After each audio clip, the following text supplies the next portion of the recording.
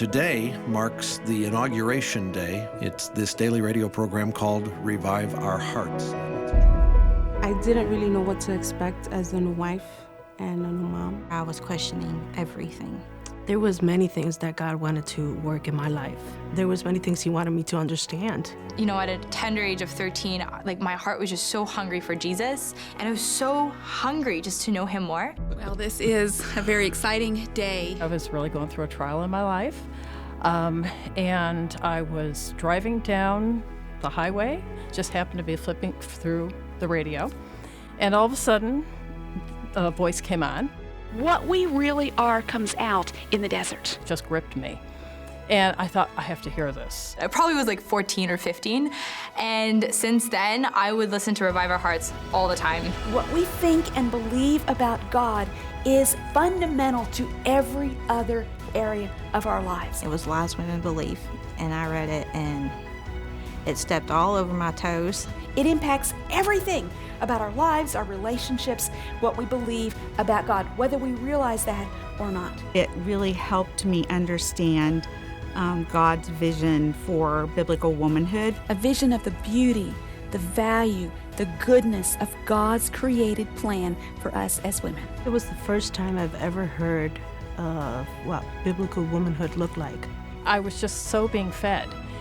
And my heart was on fire. It just ministered to my heart.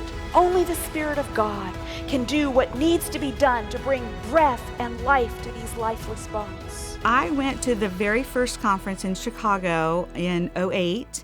I've been to every conference since. And I'm praying that God will raise up women who will arise as Deborah did. I'd been to women's conferences before, but this was a whole new level. I'd never been to a conference like this. When you go to our website, reviveourhearts.com, you'll find a treasure trove of biblical teaching for women. I decided to type resources for women. If you search Christian Women's Organization Bible, you pretty much come up with Revive Our Hearts. What can I do to have this in Spanish? I really believe in the next several years that it's possible that there would be more ministry taking place among the Spanish-speaking sisters through this ministry than what is currently taking place through the English language. I remember listening to the series 𝐬𝐭𝐢𝐥𝐥 de Dios para la mujer, God's design for a woman, and that just captivated me.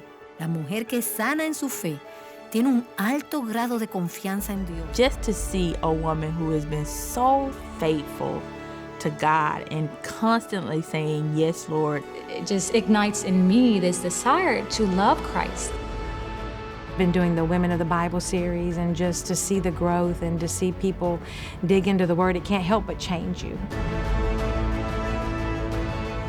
I want to know and see what God is going to do in the next 20 years with this ministry.